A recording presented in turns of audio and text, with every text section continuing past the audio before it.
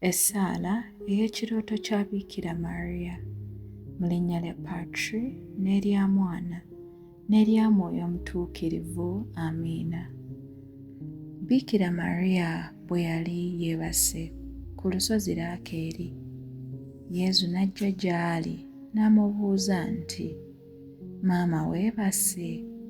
Biikira Mariya n'amuddamu nti, "Iye, mbadde neebase, naye ggwe mwana wange n'onzuukusa." Awo n'amugamba nti, "Mu kirooto nkulabye ng'oli mu nnimiro, nga bakwambuddemu engoye zo, nga bakuggya ewa Piraato ne bakutwala ewa Erode. Eyo nno gye nkulabidde, ng'amaaso g'amatukuvu gajjudde amalusu n'ebikolondolwa bye bakufujjidde. Olwo nno ne bakuteekako engule y'amaggwa ku mutwe, ne balyoka bakusiba n'enjegere ez'ebyuma. Omubiri gwo gwonna ne gufaafaagana, ne bagukomerera ku musaalaba, ate ne bakufumita n'effumu mu lubiriizi lwo, ekikuviiriddemu omusaayi gwo omutukuvu n'amazzi okuyiika. Bakuggye ku musaalaba ng'omaze okufa, ng'omubiri gwo omutukuvu tegukyalimu kantu, ne baguteeka mu mikono gyange." Awo Yezu kwe kumuddamu n'ekisa nti, "Maama wange ow'obusaasizi, oyo yenna anaabeeranga n'ekirooto kino oba essaala eno era n'agisomanga buli kaseera, oba wadde okugiwulirizanga abagisoma, tajja kutuukibwako kibi kya lumbe, era mu ngeri y'emu tagenda kufa kibwatukira wadde olumbe lwonna olutategeerekeka nga tannafuna mubiri na musaayi gwange. Era buli kyonna ky'anaasabanga oba okukisabanga ggwe mmange ajja kukifunanga.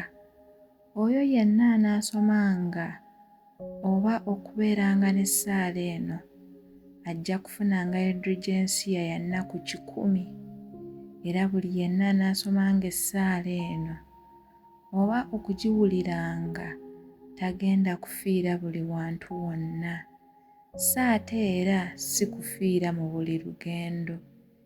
Era mu maka wonna essaala eno w'eriba esangiddwa tegenda kutuukibwako muliro wadde amazzi okugyonoona. Era singa omukazi yenna aba atuusizza okuzaala ng'ali nayo, ajja kuzaala mu bwangu. Amiina. Twegayirire. Ayi Mukama ow'obuyinza, nkukwasa ebirooto byonna bye mpiseemu. Ggwe wennyini omponye mu buli kabi konna akanviira eri omulaba nnumbagana mu birooto.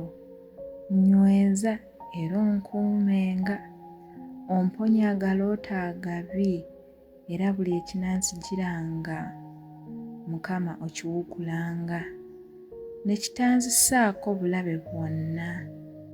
Nnyimusa Ayi Mukama mu nsi ey'emyoyo, ng'onzijuza Mwoyo Mutuukirivu, ampe amaanyi mpangule buli mulabe yenna nnumba mu birooto, mu maanyi g'omusaalaba ne mu linnya ly'eddungi erya Yezu Kristo.